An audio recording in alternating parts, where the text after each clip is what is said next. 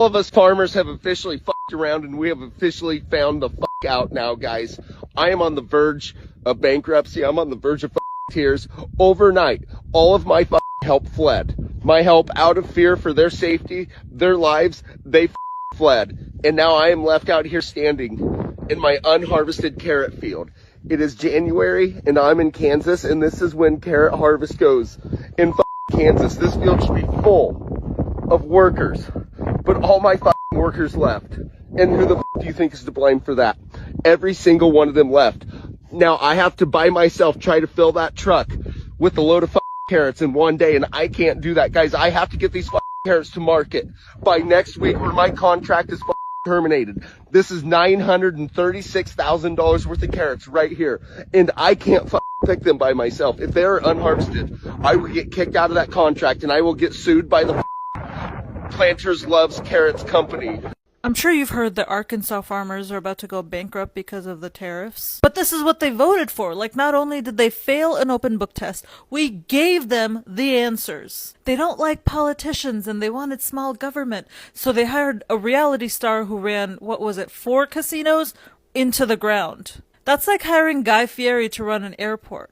Actually, that's a bad comparison, because Guy Fieri was actually a good businessman. Trump ran casinos into the ground. And I don't know if you know much about casinos, but they're not typically a business that doesn't make money. It's literally where people go to throw their money away. But no, they were always saying, Trump's a businessman, he'll fix the economy. Yeah, and Jeffrey Dahmer was a chef, but you don't invite him to dinner. They wanted a straight shooter. Congrats, you got one. And he shot you straight in the face and then blamed it on China. You'd hear them say, we need to go back to the way America used to be. Yeah, you did. Now your farm's gonna be auctioned off like it's 1932. I mean, you brought back full Depression-era cosplay. But I mean, hey, one woman's emails were too fishy and the other one's laugh was weird. Right? U.S. farmers are starting to regret their vote for Trump. From beekeepers to soybean to hay producers, all of them are starting to say, I never thought that voting for Trump 3 times would result in me losing tens of thousands of dollars. A beekeeper out of North Carolina says, yeah, I proudly voted for Trump all 3 times. I flew flags for him and put signs for him in the yard. But now I'm out tens of thousands of dollars due to lost federal funding and tariffs, so I cannot export my products, my honey and my wax, to other countries like I could before, and nobody's buying it in the United States. Hay producers in Idaho and Utah that export alfalfa hay to China are now seeing 135% tariffs put on their product, and all of a sudden, they don't have anywhere to ship it. They held it all winter in hopes of sending it off to China in the spring, and now China's not willing to buy. Soybean producers are once again being hit harder than they were in the first Trump administration, and China, for its part, has diversified where it pulls these products from, with Brazil becoming the #1 soybean exporter, and other countries picking up the slack for honey, for beeswax, and for hay around the world. Now, China's doing a great job diversifying, and the United States has relied on exports to China for so long that its farmers are going to just continue to suffer. Once again, the majority of them voted for Trump, and now they're finding out. It's Joe from Georgia, so this is news out of Texas. But folks, these are alarm bells ringing for the entire United States, and our government is not listening. Overnight, multiple farms in the state of Texas completely shut down. And the reason for this shutdown was because they have lost almost 100% of their workforce. Now, we know this is the result of the immigration raids and stricter enforcement, but the ripple effect is going to be felt all the way across this country. Now, you've got crops that are rotting in the fields. You have livestock that is not being attended to at all. And that takes a lot of personnel. And we're talking, so now we're getting every area of food to include meat. And the communities that surround these farms, those businesses and those people who depend on the income from these farms, it's creating disasters for small communities in Texas. Now, This is not stopping at Texas farms. This is going to end up all the way across America, especially in the breadbasket, the middle of the nation, because they have tons of immigrant help. But folks, the alarm bells are ringing. Your food on your plate is being affected. So you got to think about it. It won't be soon until either prices go ridiculously high or you just won't have any food to buy. I'm going to try to get through this without crying. My name is Louise, and me and my family own a wheat farm in Kansas. We are all certainly lifelong Republicans, and we were so happy to vote for Trump in all three of his elections. However, we were certainly not aware that he was going to put a funding freeze on all USAID. 100% of our wheat produce is bought by USAID and shipped out of the country. So our farm is completely bankrupt. We have no customer. We had this whole deal with the US government, and now that is just gone in a second. And we are completely decimated. USAID buys about $2 billion worth of American farmers' goods annually, and every single one of those farms is in the same boat as us now. It's a sinking boat. He didn't consider us at all when he made these decisions, and it would be impossible for any world leader to do something that could negatively affect us more than what Trump has done to us. And we voted for him. Arkansas farmers are taking their own lives because of what's happening to their farms because of Trump's policies. And it's only going to get worse for farmers because this is all laid out in Project 2025. So in Project 2025, the plan is to roll back all of the protections that farmers currently have access to. Basically, there's different programs. There's insurance, crop insurance. There's these commodities programs. And most of these are either subsidized or paid for by the government. So farmers, if a small farm gets hit with, a weather disaster or something else happens where they can't profit off their crop like they usually do, they're backed up. They're safe. They can, float for another year because of these programs.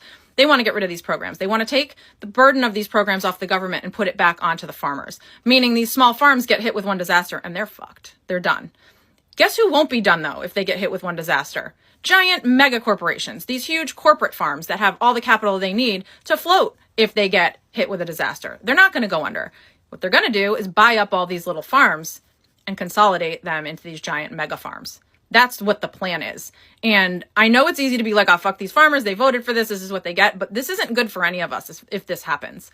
I know like the FAFO is delightful, but it isn't good for any of us. And it's scary. Like, these are the people that feed us, that provide our food, and we need them. And it's horrifying to see what they're trying to do to them.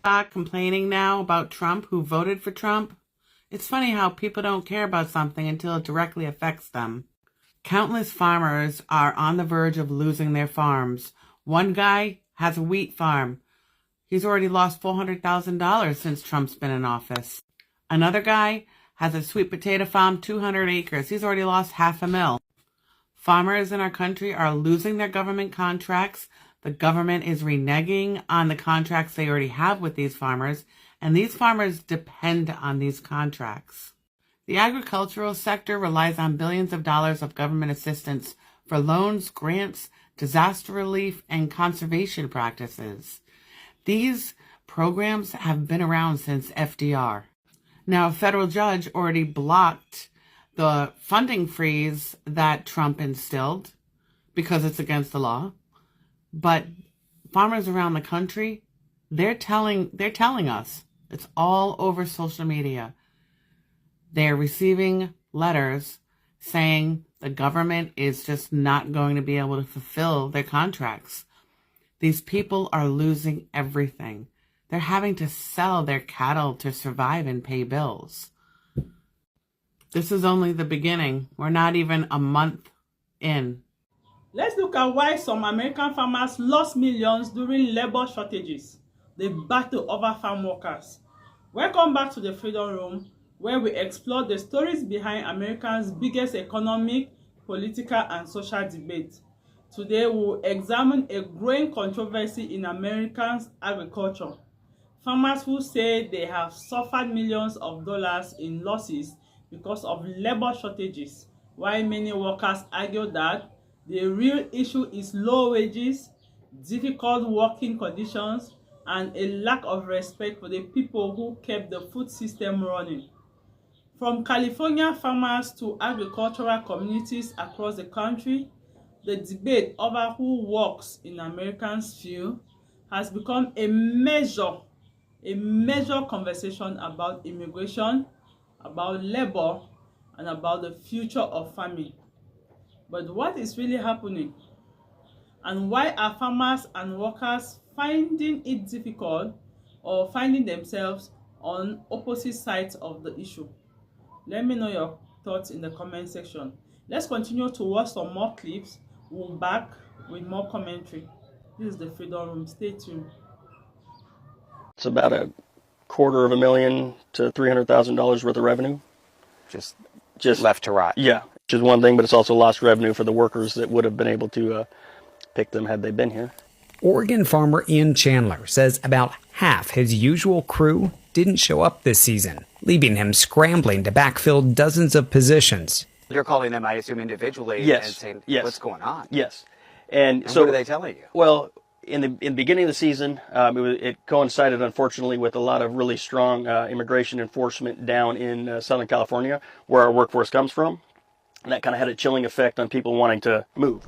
While Ian says his workers are hired with what seemed to be a valid ID and work papers, fear of ICE raids kept many of them from traveling north this year. Now, I've never been as worried as I am now about whether or not my kids and grandkids will be able to carry on. He said, I love you, Mr. Trump. I need to see the fruit of your love. 5 of my customers have committed.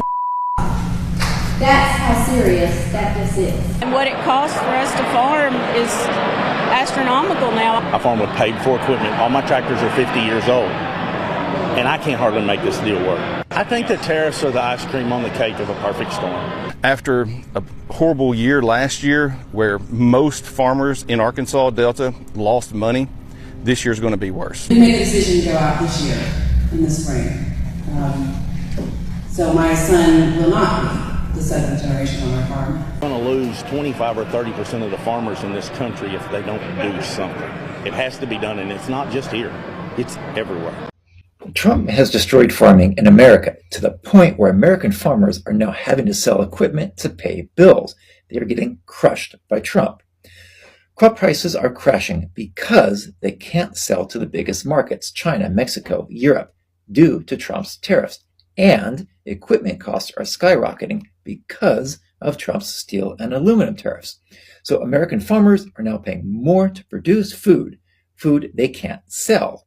And join us for more at culturalperspective.com, because this isn't random politics, it's cause and effect. The American political system creates a situation in which individuals with no experience, minimal education, and no specific knowledge can run for office, and at the same time creates a situation in which the most popular person, not the best person, gets elected, and which those running for office can lie without consequence. So it's no surprise that America is in serious trouble. American farmers overwhelmingly voted for Trump. They didn't get what they voted for because Trump lied to them. Layoffs are already picking up pace in the farming industry, and it's just a matter of time before we see a strong uptick in farmers losing their farms. What I don't understand is why so many farmers who are losing money and soon their farms, and so many workers who are laid off directly because of Trump's lies and policies, still support him. Let me know what you think in the comments.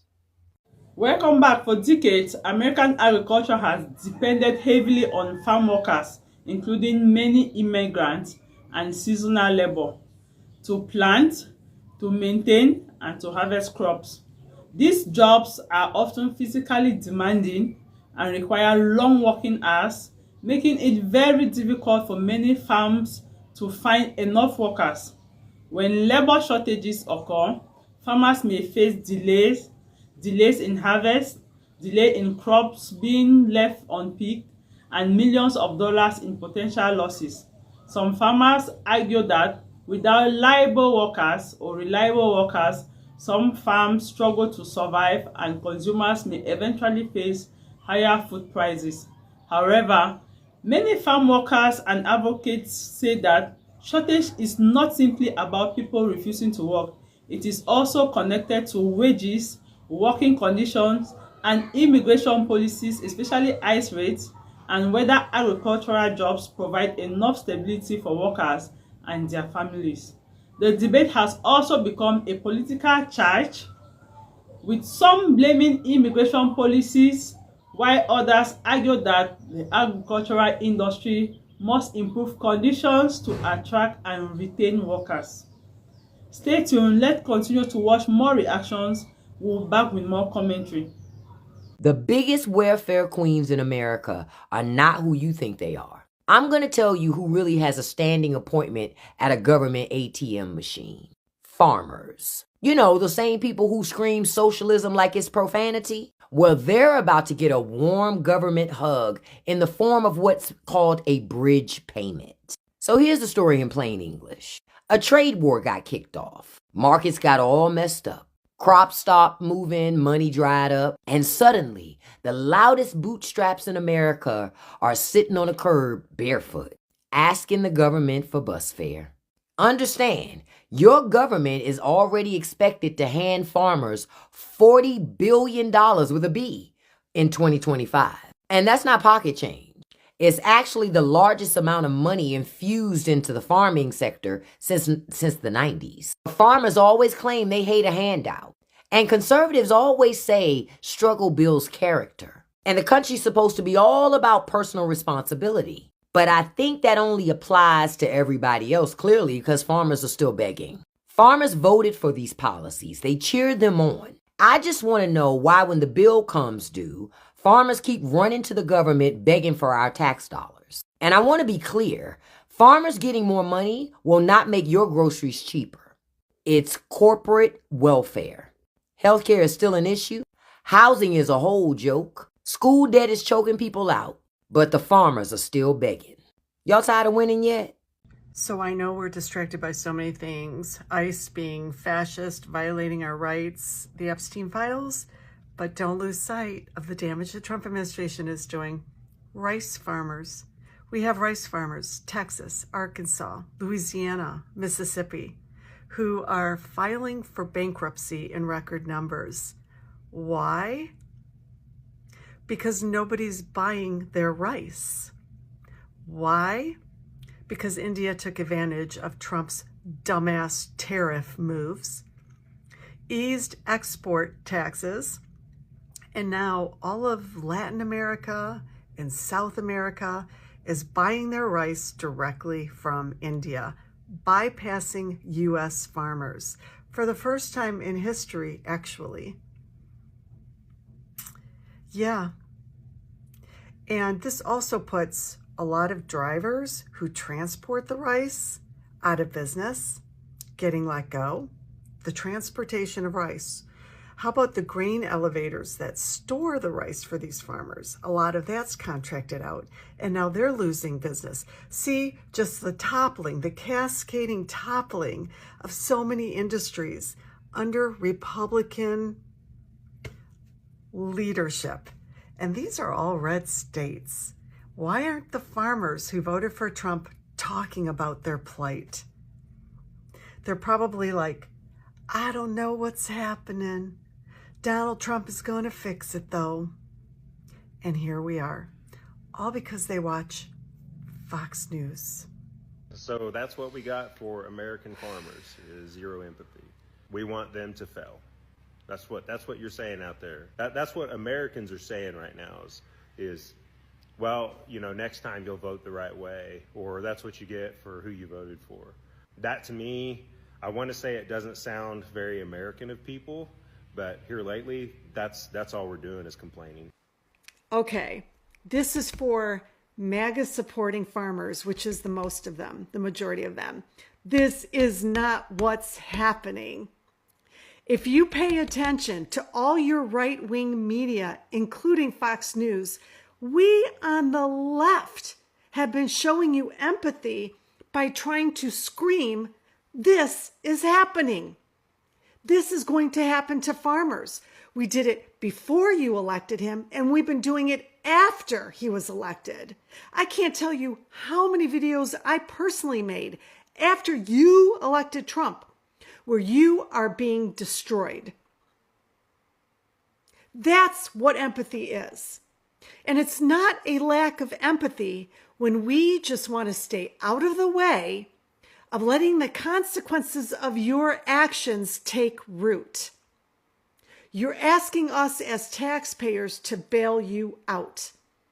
We were bailing you out through U.S. aid and so many other Democratic funded programs. And we were happy to do that. We want those back. I don't see one MAGA supporter demanding that U.S. aid be funded again, because that's what kept a lot of you guys afloat. We on the left have been screaming for that.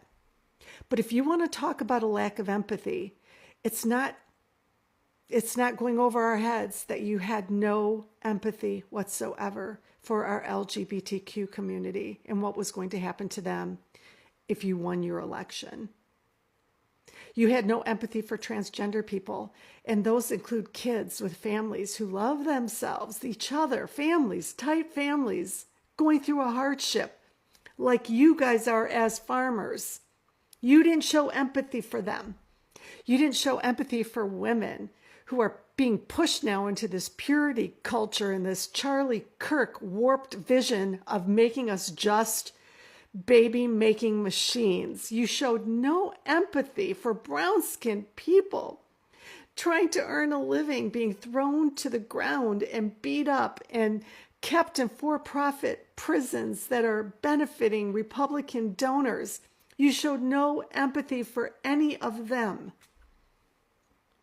But you're going to come on here in your high fucking horse and tell us we're the ones that don't show empathy. I want you to show one right-wing news source or content creators, Charlie Kirk, any of them, that have been talking the way we have about how farmers are being impacted by the Trump administration. Find one, and I will stand corrected. You're going to find nothing but those of us, the libtards, who've been fighting for your asses. The truth about America's farming system depends on both farmers and workers. Farmers invest money, land, and resources into producing food, while workers provide the essential labor needed to bring these crops to the market. When either side faces challenges, the entire work system can be affected. Instead of viewing the issue as one group against another, the bigger question is how America can create an agricultural system that protects businesses while also respecting the people who do some of the nation's hardest work. At the Freedom Room, our goal is to examine complex issues through fact, history, and different perspectives. What do you think is the farm labor crisis mainly caused by immigration? Is the farm labor crisis caused by immigration policies, ICE rates, working conditions, or changes in the economy? Share your thoughts in the comment section, and don't forget to subscribe to my channel and turn on the notification so that each time I post, you'll be notified. Thank you for watching, and see you in the next video.